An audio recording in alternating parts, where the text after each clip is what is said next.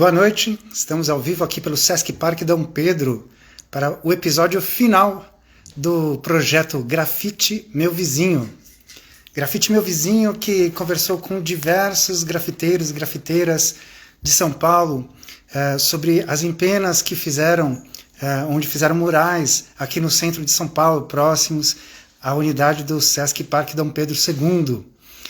Conversamos já com o Enivo, conversamos com Hanna Locatelli, conversamos com Magui Magrela, conversamos com Crica Monteiro, enfim, diversas grafiteiras. Confiram no YouTube do Sesc Parque Dom Pedro os webdocs realizados por cada um deles, cada uma delas, sobre as suas empenas, a sua relação com o centro, né? E os murais que fizeram no centro de São Paulo, aí, vizinhos à unidade do Sesc Parque Dom Pedro II. Sejam bem-vindas, bem-vindos aí, todos que estão entrando, bem-vindes. Vamos falar com o Thiago Conspi hoje. Thiago Conspi, que realizou uma empena ali ao lado do famoso Minhocão, Elevado Costa e Silva, no centro de São Paulo. Vamos conversar com ele hoje, fechando o nosso projeto Grafite Meu Vizinho. A unidade provisória do Sesc Parque Dom Pedro foi encerrada.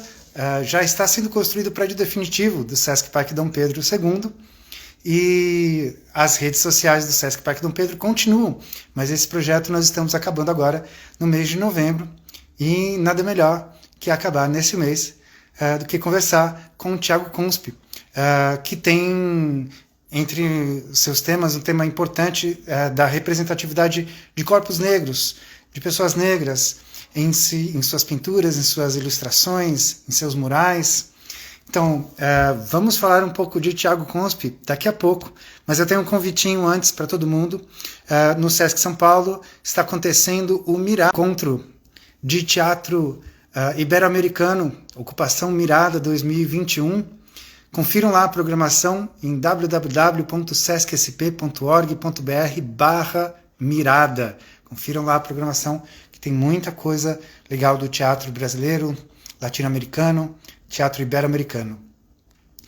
Bom, vamos falar um pouco sobre Thiago Conspi agora, vamos apresentá-lo, vamos convidar ele para chegar daqui a pouquinho, mas vamos já convidá-lo.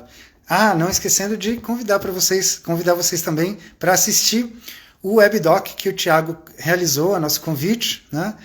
Esse projeto Grafite Meu Vizinho, a gente convida grafiteiras e grafiteiros a realizarem webdocs sobre os murais que realizaram no centro de São Paulo, sua relação com o centro de São Paulo, com seus habitantes, com seus espaços, e assim foi com o Thiago Conspi. E aí a gente faz uma live para conversar um pouco mais, com mais tempo, né, sobre a realização do webdoc, sobre as realizações artísticas, né? E trazer também as perguntas de quem está chegando aí, quiser mandar sua pergunta, mande aqui que a gente vai fazer as perguntas para o Thiago Conspi. Thiago Conspi é paulistano, grafiteiro desde 1999 e ilustrador, formado em design gráfico. Em 2001 partiu para a street art ao aplicar ao grafite técnicas de pintura em tela, aprofundando-se na cultura africana.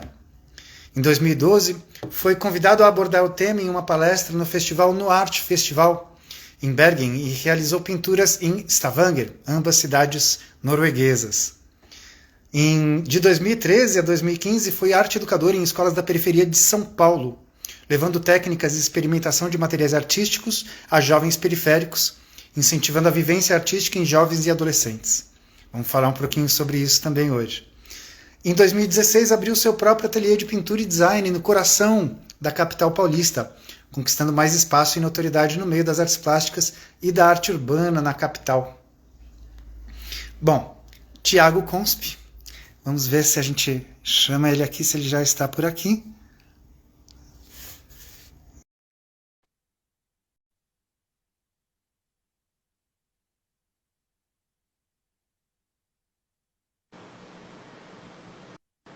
Estamos com o Thiago Conspi, ao vivo, pelo Sesc Parque Dom Pedro II. Bem-vindo, Thiago. Boa noite. Valeu. Boa noite, boa noite.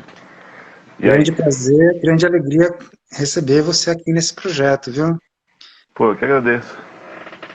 Thiago realizou uma empena ali ao lado do Minhocão, que milhares de pessoas vêm todos os dias, passando em seus carros durante os dias de semana, e ali aos domingos, quando fecha o Minhocão, podendo ter mais calma para apreciar, né, o mural que o Thiago fez ali, belíssimo mural que o Thiago fez ali ao lado do elevado João Goulart. Thiago, vamos começar falando da sua infância, um pouquinho, porque você retrata ali na sua empena um menino negro, né, parado, né? E é justamente sobre essa questão que você fala também no seu Abdoc, né? O que é assim, a problemática em torno de uma pessoa negra, mesmo que seja um menino, parado, né? Enfim, queria falar um pouquinho então sobre a tua infância em Perus e teus primeiros contatos aí com as artes visuais. Sim. Bom, são duas coisas, né? Primeiro, teve o lance da minha infância em Perus, acho que uma infância periférica normal, assim, né? Correndo, brincadeira de rua, bola, brincadeira em matagal, tá ligado? Tipo, essas coisas, assim. Acho que a gente teve proximidade com um lugar que tinha riozinho, lagoa e tal, e a gente teve essa parada, assim. Então, ali, esse lado da infância foi bem bacana. E ali na minha vila, acho que a maioria da galera era preta, a grande maioria era preta, então eu não tinha muito essa coisa de...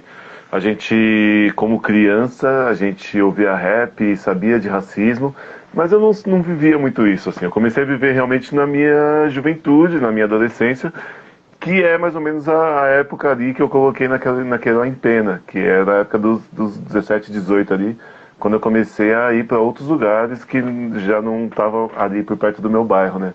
Já não dava com pessoas que eu conhecia a vida inteira, né? Porque tinha isso também. Eu estudava na escola que era na rua de baixo da minha casa, então todo mundo que brincava na rua estava na escola também. A gente só mudava o ambiente, mas era a mesma galera sempre. Depois já de adolescente foi quando eu comecei a real me deparar com essas situações, né? E isso, quando surgiu a proposta da Empena, foi uma coisa que veio muito na minha cabeça, assim, porque eu já tinha aquele desenho, já meio que falava daquilo. E quando veio a proposta e eu vi o prédio, eu vi qual que era o desenho do prédio, ele é um pouco mais estreito, né? Ele não é um prédio tão largo. Ali eu pensei que seria ideal para colocar aquela imagem, porque, né, a arquitetura ajudava, ali acho que tudo ajudava, assim, a localização, quando a gente foi visitar o lugar, meio que tudo indicava que tinha que ser aquilo ali, sabe? Eu cheguei no ateliê e peguei a foto e já fiz o mockup lá, montei no Photoshop, mandei pra galera. Eu tive certeza que era aquela imagem, eu nem tentei outra, já tive certeza que era aquela. Mas é isso, falando sobre a problemática, eu estava ali a proposta daquilo ali é falar das pessoas pretas, o quanto causam medo, né? O quanto o racismo faz com que nós, pessoas negras, sejamos vistas como, né, como um mal, como um problema, quando a gente está vivendo no nosso país, tá? A gente vive no nosso país. Então, a gente tem que brigar diariamente, tem que lutar diariamente para viver no nosso país, para viver na nossa cidade, para existir onde a gente está transitando. A gente trabalha, igual todo mundo, a gente trabalha, a gente estuda, e muitas vezes a gente não tem o direito de circular pela cidade. Então, ali naquele trabalho eu falo disso, assim, eu falo sobre esse lance de ser e estar na cidade, ser uma pessoa preta, estar na cidade, enfrentar adversidades todos os dias, por ser uma pessoa preta, por ser uma pessoa de pele preta, você passa por muitas coisas diariamente e voluntariamente, coisas que definitivamente a gente não precisava passar, não precisava presenciar, não precisava sofrer no dia a dia aqui na cidade de São Paulo. Então, falando do bairro de Perus, acabou de entrar aqui o Cleiton do Quilombac, vou mandar um salve aí pro Cleiton, tá entrando muita gente aí, bem-vindos, bem-vindos. O Cleiton, eu comecei a pintar com ele em 99, a gente se conhece desde 13 anos de idade, irmãozão, A gente se conhece há muito tempo e eu comecei a pintar com ele antes de quilombar, que antes de tudo a gente se conhece há muito tempo, assim, já é parceiro de muito tempo. Quilombac, uma associação ali no bairro de Perus. Para quem não conhece São Paulo, para quem está em outros lugares, bairro de Perus é um bairro da periferia de São Paulo, na Zona Oeste, ali já próximo à zona rural, né? E É o último bairro próximo, de São Paulo ali, depois já virou interior. justamente, justamente. E é curioso aí que esse menino, que era um menino de Perus, vai pintar um menino, já depois de grande, vai pintar um menino no coração, né, de São Paulo. Um menino Sim. parado no meio dos carros em movimento, né, durante a semana, e um menino parado no parque suspenso, né, durante o domingo, quando o Minhocão, para quem também não conhece, Sim. é um elevado, um grande viaduto no coração de São Paulo, no centro de São Paulo, que fecha para os carros aos domingos e vira praticamente um parque, né? As pessoas passeiam ali, passeiam de skate, passeiam com os cachorros. Minha filha já tomou um tombo de patins ali, um pouco antes de aparecer a empena do Tiago. Mas vamos lá, Tiago. E nessa infância e adolescência, você já tinha, assim, já prestava atenção nos grafites? Você falou que começou a pintar com 13 anos aí, com Clayton. Tinha alguma referência já? Ah, essa pessoa, eu gosto do que essa pessoa faz, né? Estou seguindo o que essa pessoa está pintando. Como é que era? Putz, ali onde eu cresci, eu tinha. Ali eram três referências. Eu andava muito por ali e via trabalho do Jegão, que é um brother que mora. Agora ele mora em Londres, mas na época ele pintava muito, o Jegão era referência pra todo mundo. E o Bonga, que é de Caeiras, o Bonga eu comecei a fazer grafite na oficina dele. E eu acho que o Área 1, que era um grupo do Bonga também, o Bonga também fazia parte desse grupo. Que a princípio era uma galera que pintava junto com o Cobra, né? No começo dos anos 90 pintava o Cobra, o Bonga, o Brizola. Então é uma galera que estava ali há muito tempo já, né? E eu, moleque, via o trabalho deles assim, mas eu não desenhava. Eu nunca fui uma criança que, tipo, desenhou pra caramba e tal. Eu comecei a fazer direto grafite, meu. A primeira vez que eu tive esse contato foi com o grafite direto, foi pintando na rua. Na E escola depois eu você não entrei na tinha muita oficina. intimidade com desenho. Não, eu gostava, mas eu nunca tive, não era habilidoso e nem explorava esse lado. E ali na rua de casa tinha uns caras que eram muito ligados à pichação. Era muita. A cena da pichação ali nos anos 90 era muito forte naquela região. Então tinha essa coisa de eu ter essa influência do pessoal da rua e ver os grafites ali. Eu tinha uma proximidade com o hip hop, mas eu não fazia. Até quando eu tive essa oportunidade aí, com 14, foi quando eu comecei a pintar. E aí não parei mais, assim, meio que fiz um, depois fiz outro, sabe, espaçados e não parei mais, tô fazendo até hoje, assim. Que legal. Bom, depois você teve oportunidade aí de ser arte educador, né? E trabalhar nas periferias com jovens, né? Com adolescentes, com crianças Sempre, sempre, periféricas, né? sempre. O Ah, meu primeiro. Ó, não, e aí eu queria saber isso. Eu sublinhei até essa questão de você não se interessar especificamente na escola, porque muita gente fala, isso é um dom, né? A pessoa nasce com isso, né?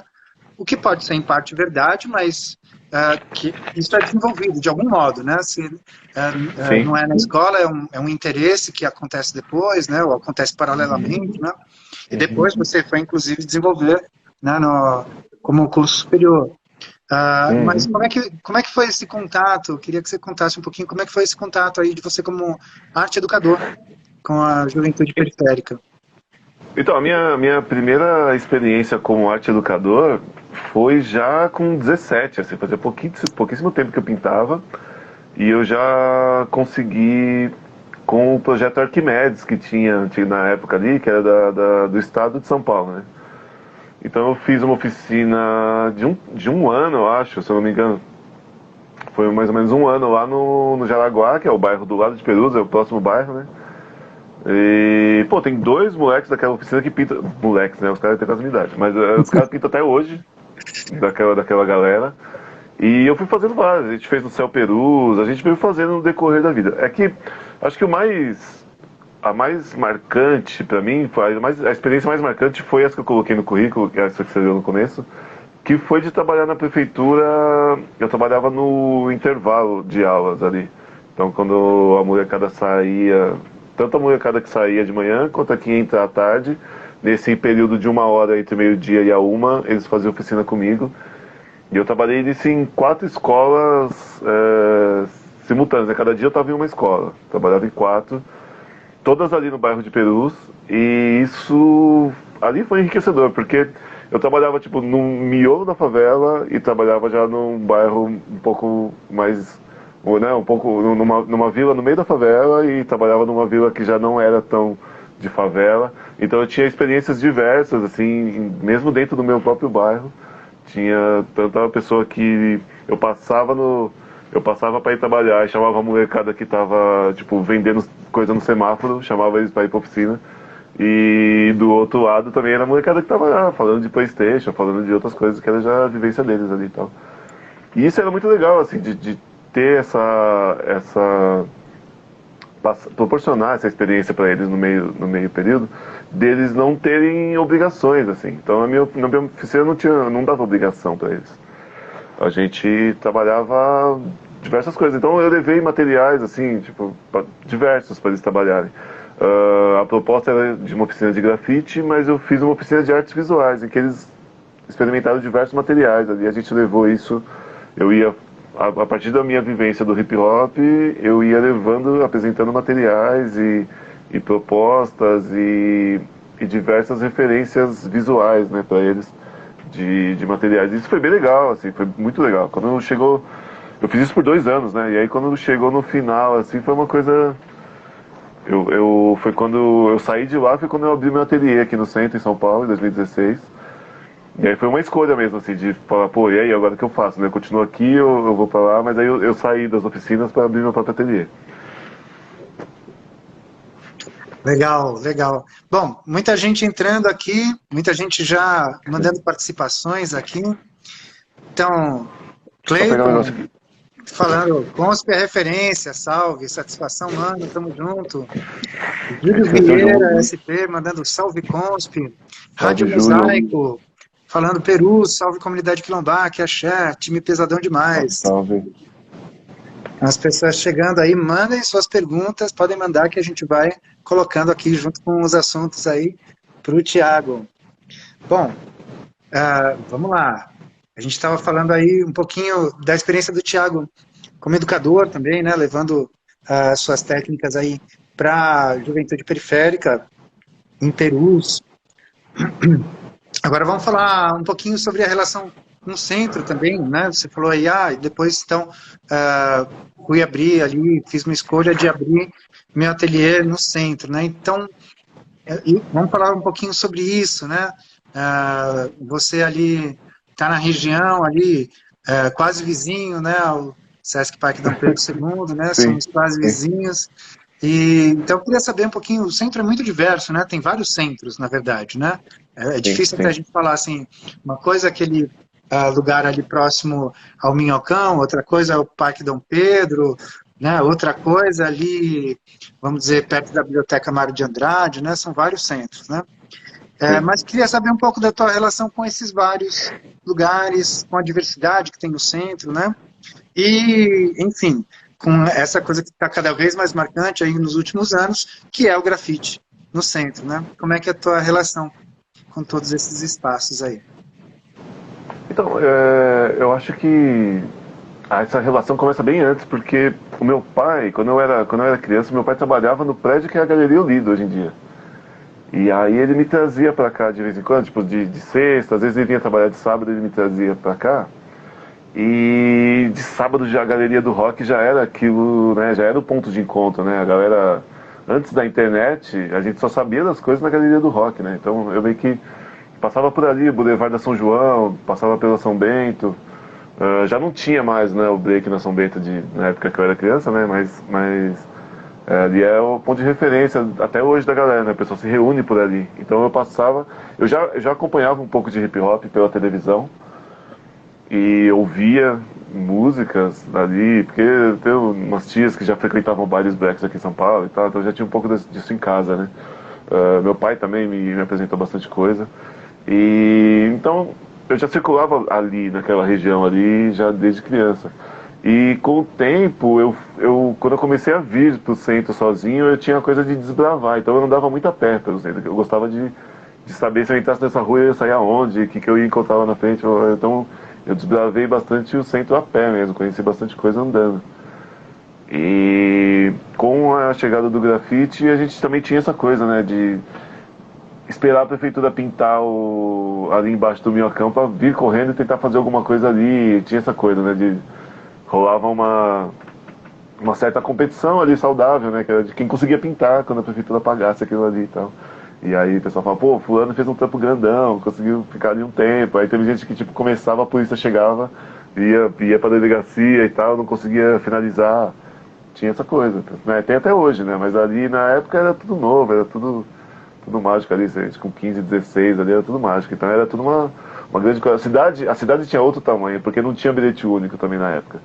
Então, pra ir no lugar, você tinha que pegar um trem, descer em alguma estação, tipo Barra Funda ou Luz, e sair andando a pé. Não tinha integração de metrô pro trem, não tinha integração de um ônibus pro outro. Então a gente tinha muito essa coisa de andar a pé mesmo. Pra economizar também, porque muitas vezes a gente só tinha dinheiro pra ir e voltar, mas a gente queria fazer o rolê e a gente fazia. Massa, massa.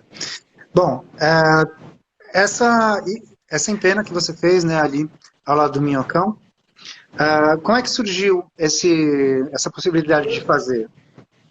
Essa é a primeira empena grande, né, que você fez no centro. Sim, sim. A primeira no centro. Eu. Tudo começou com a Ziza, minha amizade com a Ziza, assim, a gente. Em outubro do ano passado, ou começo de novembro, a gente tava conversando e a Ziza falando pra mim, não, eu tô correndo atrás de fazer umas empenas, não sei o que lá, vamos pra cima, não sei o que, se eu conseguir eu vou te envolver. E a gente foi isso aí, final de outubro, aí a gente se encontrou mais uma vez no começo de novembro, aí ela falou, ó, eu acho que eu já consegui o esquema e tal, vamos ver. Aí depois ela me falou que tinha conseguido de fato, passou acho que 1 ou 2 semanas, ela me convidou para fazer também. Então é dentro do projeto Estamos Vivos, que ela às vezes idealizou, e pintou, na verdade, a gente pintou na mesma época. Acho que eu pintei, passou a semana seguinte ela pintou também. A gente pintou no mesmo prédio, cada um pintou um lado do prédio. E veio daí o convite, né? A gente pensou a gente pensou na proposta antes, a gente já meio que sabia o que ia fazer, mesmo sem ter a empena. Então a gente já tinha conversado bastante sobre, né? E tinha conversado também sobre o simbolismo, né? Sobre o que seria estar ali e representar a periferia naquela região da cidade, né? A gente tinha conversado bastante sobre isso, assim, sobre a dificuldade de acesso, né? De ter um acesso a pintar um prédio ali, do que isso era para a época. Eu acho que muita gente, né, do ano passado, de 2019, de 2020 para cá, muita gente pintou em pena, né? Teve um boom, assim, né? Muita gente pintou. Mas até ali naquele momento, de um ano atrás, era uma coisa bem limitada. Então a gente estava tentando desvendar, saber como é que é. E aí, foi isso, rolou. E eu tive muita coisa nesse período. Eu virei pai e quebrei a perna, fiquei em casa um tempo e tal. Então, assim, eu fui pouquíssimas vezes lá no Minhocão. E uma dessas vezes foi agora que a gente estava para gravar o webdoc, assim. Então, esse dia que eu fui, eu fiquei um tempão lá, porque fazia muito tempo que eu não ia. Primeiro por causa da pandemia, depois porque eu fiquei um tempão sem movimentar, aqui, sem sair de casa por causa da perna. Então agora quando eu voltei foi novo, né? Foi meio que novo, olhar assim e falar, tá tentando desse jeito e tal. E você recebeu muitos retornos também, né? Então, De semanalmente, pessoas né? que estavam ali passando, pessoas que te mandam, né? E, enfim, acabou não entrando no webdoc, infelizmente, mas, né, a gente sabe que teve muitas pessoas com quem você conversou ali, né, sobre o trabalho lá quando você estava gravando lá no Minhocão. Sim, sim. Tem uma parte que a gente conversou lá sobre o webdoc e acabou não entrando, né? Que ou entrou, acho que entrou no final. Que era a questão de semanalmente, né? As pessoas estão passando ali e reconhecem lá pela tag. Ou não, já sabe, mas nunca tinham passado lá. Já sabem que fui eu que pintei, mas nunca tinham passado e tal. E pô, teve uma que foi muito engraçado, foi assim, inusitado, foi minha professora de matemática da quinta série, assim, mandar foto lá na frente e tal. E pô, quando aconteceu isso assim, eu falei, caramba, que loucura, eu nunca imaginava que eu ia chegar nisso, né? Que ia chegar nisso aí, assim, tipo, esse grau de disseminação, né? Mas é bem interessante, é bem legal ter feito e ter participado também. Vamos convidar todo mundo de novo, está chegando muita gente aí. Estamos falando aqui com o Thiago Consp, mas tem também o documentário que ele fez a convite do Sesc Parque Dom Pedro, um pequeno webdoc sobre essa intervenção aí ao lado do Minhocão. Então assistam lá o webdoc, está lá no YouTube do Sesc Parque Dom Pedro. E tem os outros episódios também do Grafite Meu Vizinho, estão lá também. Convido todo mundo a assistir. Olha só, eu vou te fazer uma pergunta, mas vou trazer aqui uma colocação da Rádio Mosaico. Consp, fala pra gente sobre os pretos, pretas e pretes, que tem um baita trabalho, mas que ainda ficam somente nas bordas, e não tem o reconhecimento e a fatia do bolo que branques têm. Então, já queria aproveitar para emendar uma pergunta aí também sobre a importância, né, desse projeto que você participou e desempenha, né, em termos de representatividade negra, e também a escolha dos seus temas, né, dos assuntos, se pode chamar de assunto, né? Sim, Você está sim. sempre representando garotos, garotas negras, mulheres, né, pessoas negras nas suas obras, seja no grafite, seja como ilustrador, designer, né? Então, queria aproveitar para pedir para você falar sobre esses dois lados, né? Sobre negros artistas, né, e essa representatividade, e também como estando representados, né, nas telas, nos murais. Queria pedir para você Não, falar um pouquinho sobre isso. são duas perguntas, mas acho que nem são dois assuntos diferentes, acho que é o mesmo assunto, acho que é a mesma coisa ali.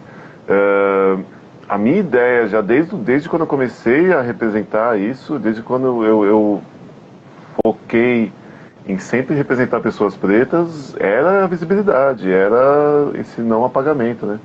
Era essa coisa de trazer essas pessoas, porque eu me lembro que uma vez eu dei uma entrevista para uma revista de grafite que tinha, e aí o cara perguntou se eu tinha um herói, e aí eu falei que o herói era meu pai, e aí ele ficou, quem é seu pai? Tipo, seu pai é famoso? E ele ficou me fazendo várias perguntas sobre o meu pai, eu falei, cara, meu pai é um cidadão comum, meu pai ele levanta cedo, vai trabalhar, e ele volta e sustenta a casa. E na época ali eu falei isso e foi um choque pro repórter, ele ficou, tipo, quem é seu pai? Então é isso, é trazer pessoas negras que não precisa ser necessariamente famosos. É o que eu disse ali um pouco no começo ali, essa coisa de a gente viver e a gente sobreviver e ser resistência em diversas áreas, em diversas frentes, né? É muito trabalhoso no Brasil, tá ligado? É uma coisa custosa, é uma coisa difícil aqui no Brasil. Agora, e sobre os artistas pretos, assim, né? Homens, mulheres,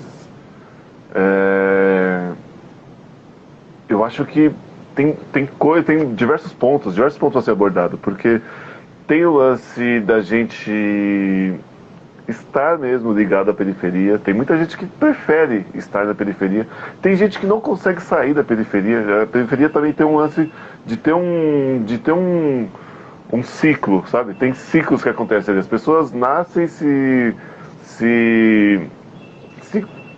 fazem ali naquele. Tem gente que não sai do bairro ali, não sai pra nada. Então, nasce, cresce, se desenvolve, se multiplica ali, no bairro mesmo, ali tem essa coisa.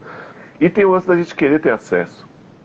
Muitas vezes a gente quer ter acesso e fica de fora, porque é o clássico do racismo estrutural, que a estrutura faz com que a gente fique de fora, faz com que a gente não tenha as coisas necessárias, faz com que a gente não tenha contato com quem tem contato com a Secretaria de Cultura, faz com que a gente seja excluído por aparência, faz com que a gente seja deixado para trás por não ser lembrado.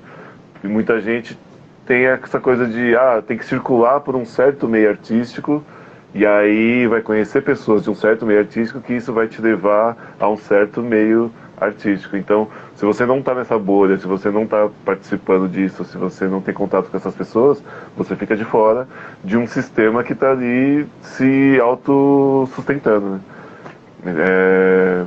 É complicado, assim, é um trabalho gigantesco, assim. Eu vi o quanto que a Ziza fez um trabalho de formiguinha ali para entrar nesse meio, e não foi fácil também, não foi fácil estar lá. A gente estava lá e não estava de igual com os outros artistas que estavam ali na mesma situação que a gente, sabe? A gente não teve, Não sei de se é a repente, o Ziza que mesmo você está destaque. falando, mas Soberana Ziza mandou aqui, muito feliz, amigo, ficou maravilhosa essa invasão das pontas. É isso mesmo, é isso mesmo. Ela mesma, idealizadora do projeto, a Ziza. Então é isso, assim, foi um trabalho grande, foi trabalhoso, demorou um tempo, ela conseguiu entrar, pegou conheceu muita gente, perguntando mesmo, indo lá com o trabalho debaixo do braço, falando, eu faço isso, eu quero fazer tal coisa, eu quero estar. E não é só chegar também, porque às vezes a gente chega, mas não tem o mesmo reconhecimento, não tem o mesmo destaque que artistas brancos e tal.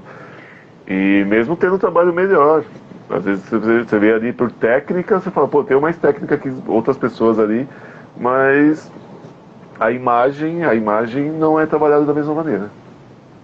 Então, assim, é uma questão, é um conjunto de coisas, assim, não é uma coisa só. E isso que eu falei não é só isso, sabe? Tem muito mais coisa envolvida. Certo. E teve algum momento específico da tua criação, do teu desenvolvimento, que você escolheu politicamente, esteticamente, tratar de pessoas negras, representar pessoas negras? Como é que foi esse momento?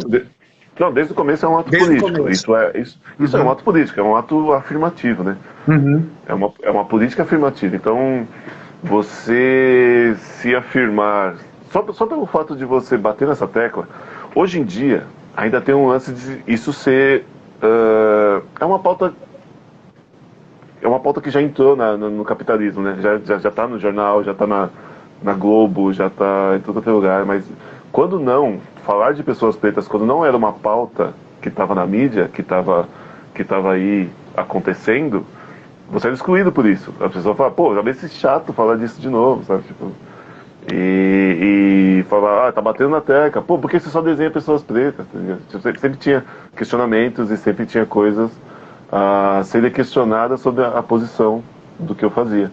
E eu tinha pouca referência também, tanto visual, acho que assim, de artistas visuais eu tinha pouca referência do que poderia se fazer na época. Então meio que eu também, nesse caminho, fui tentando entender o que eu conseguia tornar disso um trabalho visual coerente, sabe? Eu tive um tempo para tentar, para chegar num trabalho visual coerente, porque eu não tinha muita referência, assim. Quando a gente começa a pintar, todo mundo vem jogando na nossa cara o Basquiat. Pô, você conhece Basquiat, não sei o quê. E não é só isso, tem uma infinidade de coisas que a gente pode fazer. E estéticas, né, estéticas que a gente pode alcançar, diferente do que todo mundo já espera que você faça. Tem alguma coisa do teu trabalho como ilustrador ou como pintor também que você faz, que você possa mostrar para a gente agora, só para dar um gostinho, para quem quiser pesquisar mais depois também poder pesquisar? Tem sim. Tem algumas coisas pequenas que eu fiz agora durante quarentena. Tem essa pintura que eu acabei deixando aqui, nem vendi, ela tá aqui. Bem... Uma ilustração rápida, representativa. Algumas pinturas que eu nunca publiquei, assim, tem umas coisas tipo... Isso aqui... Tô aqui um tempinho, são experimentos, né? Enquanto eu fico aqui de ateliê, eu vou fazendo coisas, experimentando tinta, superfície, material, vou experimentando coisas assim. Tem umas pinturas que nem essas daqui eu nunca publiquei, assim, experimentos aqui. Como ilustrador, tem os trabalhos que eu fiz aí recentemente. Esse aqui, O A Cor da Pele, É um livro do John Vercher. Ele é dos Estados Unidos, ele escreveu essa história e quando a editora Trama trouxe para o Brasil, me convidaram para ilustrar a capa. Aí é mesclando isso, né? A história fala de um menino mestiço. Ele é filho de pretos com brancos e ele tem essa ideia de não lugar, que ele não sabe se ele é preto, se ele é branco, ele não sabe com quem. Então, né, ele tenta esconder a sua raiz negra, o lado negro da família, para ser bem aceito no meio que circula. Tem do coletivo de quebrada aqui, a coleção Besouro, é um pessoal lá da Zona Norte, que já deve estar há uns 10 anos eles estão publicando essa série da coleção literária Besouro, e eu tive a felicidade de ilustrar um conto em parceria com a Ziza, inclusive. A gente fez isso há bastante tempo atrás, não lembro se foi em 2014. A gente ilustrou aqui, então eu fiz o menininho, o Abedi, e ela fez a mãe dele. A gente meio que foi brincando nisso ali, da ilustração. Então, foi um trabalho bem Uma bacana parceria que dentro rolou. da mesma ilustração até, né? Uhum. E aqui, Fragmentos Chineses, é um livro, é um texto do Franz Kafka, que eu fiz pela editora Berlendiz.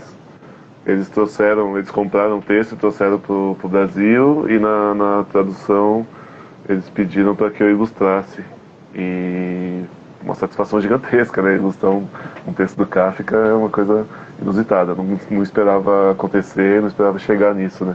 Aquelas coisas quando chega, você fala, pô, só vamos fazer. Uhum. Maravilha, maravilha. Então, para quem quiser ir pesquisar mais sobre o trabalho do Thiago Conspi, então, além do grafite, tem todo esse lado aí, capas de livros, ilustração, material didático também você ilustrou, né? Ano passado eu fiz umas apostilas. Então tem... Eu não tenho aqui porque meio que você ilustra e aí eles pagam e já é, assim, não é uma coisa autoral.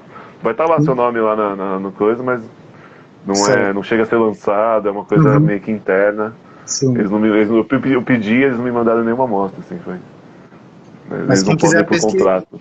pesquisar esse e outros trabalhos, coloca ali Thiago Conspi e ilustrador, Thiago Conspi, você vai achar muita coisa interessante também na internet sobre o Thiago Conspi.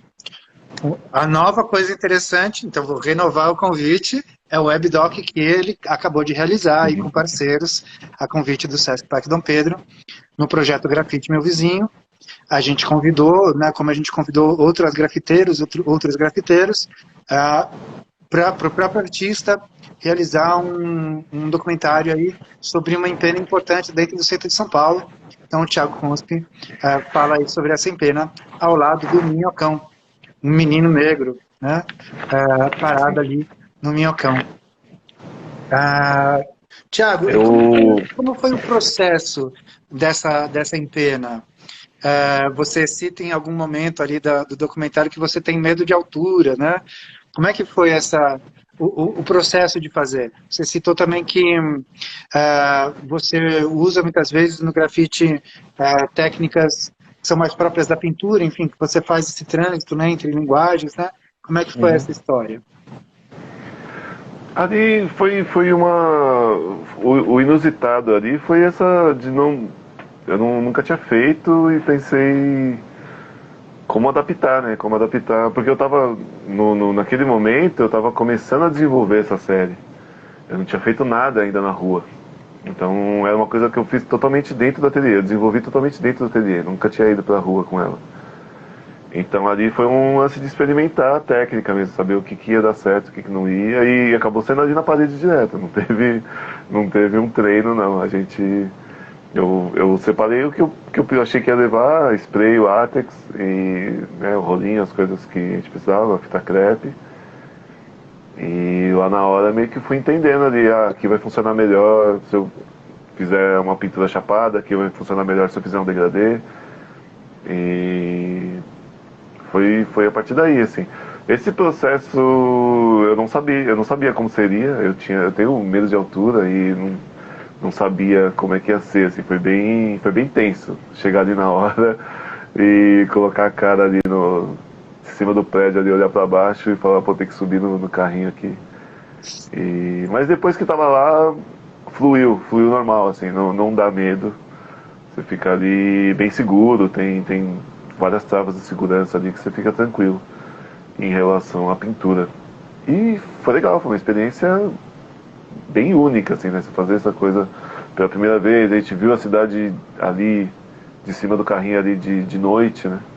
A gente fez uma projetou no prédio, do prédio da frente, a gente jogou no prédio que ia fazer e veio riscando. E depois a gente, pô, enfrentou frio, enfrentou o sol ali de cima, mas é uma barata de estar ali, ver a cidade de um outro prisma completamente diferente do usual, né? Você pendurado do lado de fora do prédio, né? Já está planejando a próxima, Thiago? Ah, cara, sim. Eu queria já ter feito, inclusive, não rolou porque eu tinha quebrado a perna na época. Uhum. Já ia pra ter rolado no Céu Perus. Era pra ter feito agora nesse meio do ano, mas eu tinha quebrado a perna e acabei perdendo a oportunidade. Mas quero pensar em outro em breve aí, assim que eu puder novamente poder subir nas coisas aí de novo. Por enquanto ainda não posso, mas assim que eu puder, quero fazer outra sim. Participações aqui. Rádio Mosaico fala, bom, você comentou, né? Muita gente fala, é chato, tá sempre batendo na mesma tecla, né? Rádio Mosaico comenta aqui, chato é ver o genocídio de pretos e pretas. É ver a branquitude firme e forte no pacto narcísico, sempre se protegendo. Com certeza, com certeza. Manda aqui também outro recado, conspe Robinho no Minhocão e aqui na live, isso é louco. Salve, Robinho. Tiago, queria te fazer uma pergunta, enfim, que talvez seja um pouco delicada, mas é um pouco inescapável. Como é que você vê a cena do grafite? Que mudou bastante, né? A cena do grafite em São Paulo recentemente, né? Brigas com a prefeitura, depois a prefeitura resolve investir no grafite, né? Conquistas que o movimento do grafite, né, teve ali e aumentar esse espaço, né, para o grafite. Hoje, São Paulo é uma cidade que, visualmente, né, centro da cidade, os bairros, né, são muito marcados, né, por essa expressão. Queria que você falasse um pouquinho para a gente sobre como você está vendo essa cena na atualidade, ou essas cenas, né, porque também tem muita gente fazendo isso. Uhum. Não, eu acho que é isso. Eu vou por essa vertente de ser essas cenas, porque meio que tudo se misturou tudo virou grafite, né? Mas tem suas diferenças. Eu não encaro a Empena como um grafite propriamente dito do que é um grafite na essência. Mas a minha vivência é de grafiteiro, então isso tem a sua parcela lá. Aqui o grafite aqui em São Paulo ficou gigantesco. Não dá pra contar quantas pessoas fazem grafite na cidade. Quando eu comecei, eu lembro que tinha uma galera, que sempre que a gente ia no evento de grafite, sempre que eram as mesmas. A gente foi se conhecendo porque eram as mesmas pessoas sempre ali, mudavam um ou outro. Hoje em dia eu não consigo falar quantas pessoas pintam na cidade de São Paulo. É uma cena gigantesca. E tem essa coisa de você meio que se confundir, né? Quem é grafiteiro, quem não é grafiteiro. Tem muita coisa acontecendo ao mesmo tempo nos mesmos lugares, assim, né? Então as mesmas pessoas frequentam os mesmos lugares e estão fazendo a cena acontecer e a cena borbulha mesmo, tem muita coisa acontecendo na cidade. Sobre esse lance aí de a prefeitura proibir, a prefeitura apoiar, eu acho que isso sempre aconteceu desde o começo do grafite em Nova York. O grafite sempre foi caçado. E eu acho que é a função social do grafite mesmo, é ser contra o poder público, tá? Não ser aliado do poder. Então eu, quando fui convidado, tive convite, eu usei o convite e o lugar que eu tinha para ir falar contra o governo que está atual, para ir falar contra a sociedade de como funciona.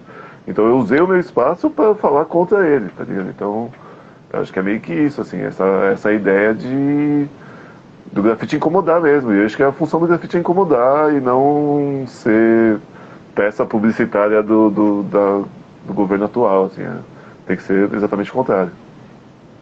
Legal.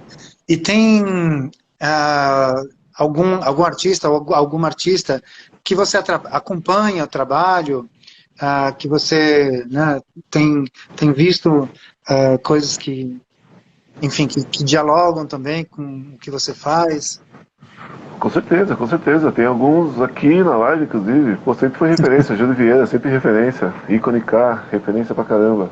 Robinho, sempre acompanho o que ele faz. Pô, a Lucatelli, caralho, eu fico de cara com o trampo dela. É muito bom com o trampo dela. A Krika é amigaça. A gente já pintou junto muitas vezes, a Krika. Então, tem uma galera assim que eu gosto de ver, eu gosto de ver o que eles fazem, assim. Gosto de ver a evolução, né? Gosto de acompanhar essa evolução, assim.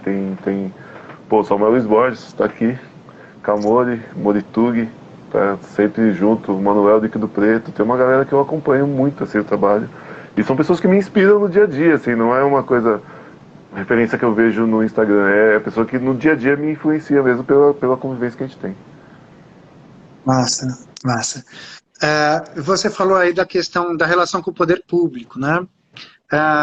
Queria te perguntar um pouquinho mais também sobre a relação com as escolas, né? Você já teve contato, você já teve experiência, né, de trabalhar com grafite nas escolas. Como é que você vê, assim, como tem sido a evolução, né, do diálogo das escolas com o grafite? Eu acho que não tem muita evolução, não. Eu acho que parando para analisar mesmo, assim, o grafite dentro da escola, uma exceção ou outra, a gente sabe que tem uma exceção ou outra, né? Eu falo generalizando, mas sempre tem exceções. Eu já trabalhei com diretoras muito boas, cabeça aberta, que realmente queriam que aquilo acontecesse na escola. Mas, a grosso modo, se criou isso de que se tiver grafite não tem pichação. E a galera fala, é isso, então eu quero grafite. Então eu não quero pichação. Mas em suma são as mesmas pessoas que fazem. Então tem essa falta de conhecimento, um pouco de hipocrisia, tudo junto misturado ali. Tanto que teve uma época que toda escola queria ter um encontro de grafite do seu lado de fora, e aí agora é Romero Brito. Já teve a época de desenhar pedra, que é uma pedra cinza. Então essa coisa vai ter um ciclo, assim. Então, falar que eu vejo um apoio da escola por grafite, isso aí é muito... Vai acontecer pontualmente, uma escola ou outra, que tem realmente pessoas que vão querer que isso aconteça. Mas no geral é meio que uma lenda, sabe? O pessoal fala, vamos colocar porque vai ficar bonito.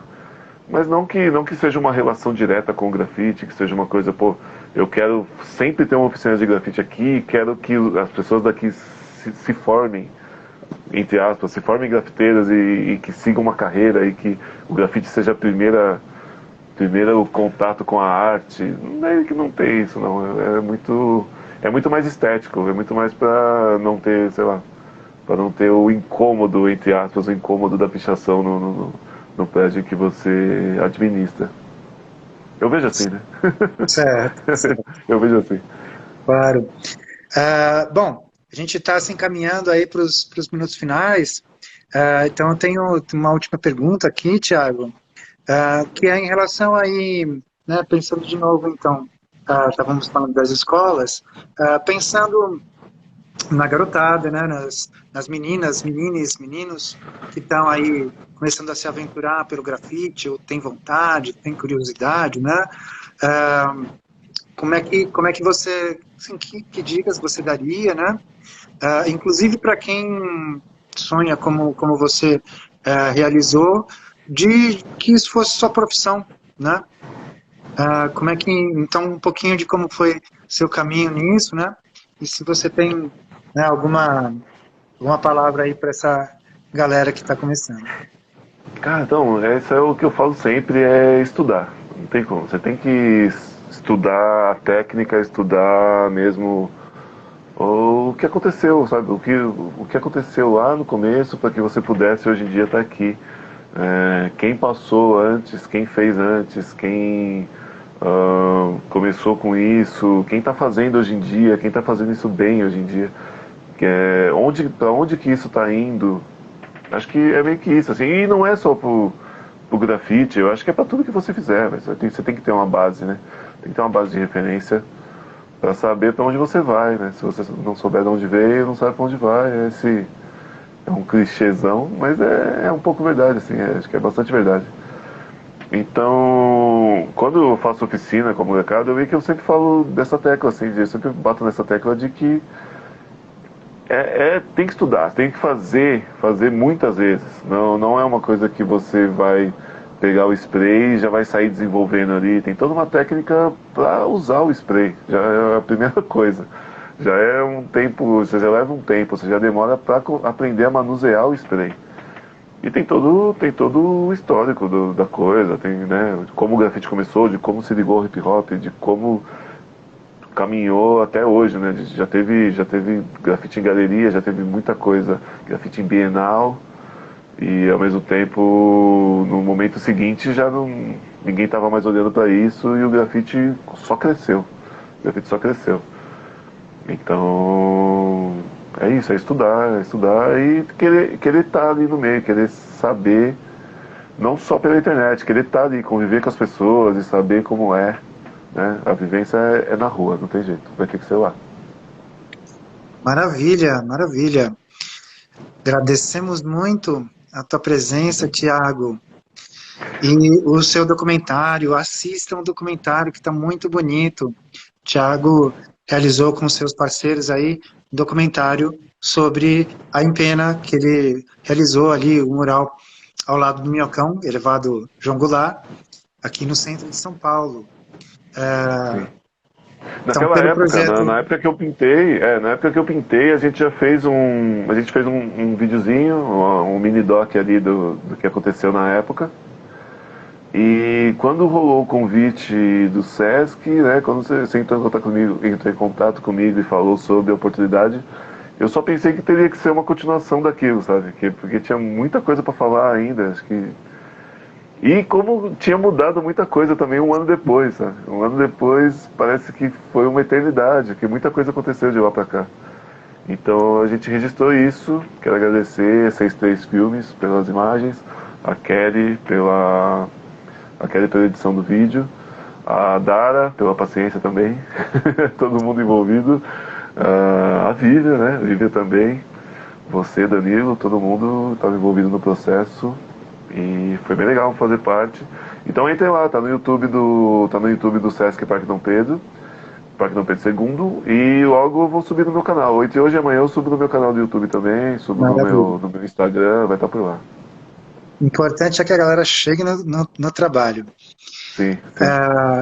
Então, agradecemos aí né, o seu tempo e todas as coisas que você compartilhou aí com a gente, esse documentário bonito. Tenho certeza que sobrou material para um terceiro documentário e que venham muitos aí. Agradecemos a participação aí de quem mandou perguntas, de quem mandou suas colocações aqui. Esse é o projeto Grafite Meu Vizinho, que tem seu episódio final hoje, com o Thiago Pons, nessa live e nesse webdoc aí que ele realizou com suas parceiras e parceiros. Aí, assistam. Assistam, que está muito bom. Boa noite, Thiago. Boa noite, todo mundo. E até mais. Vamos, boa noite. Tchau. Valeu quem veio.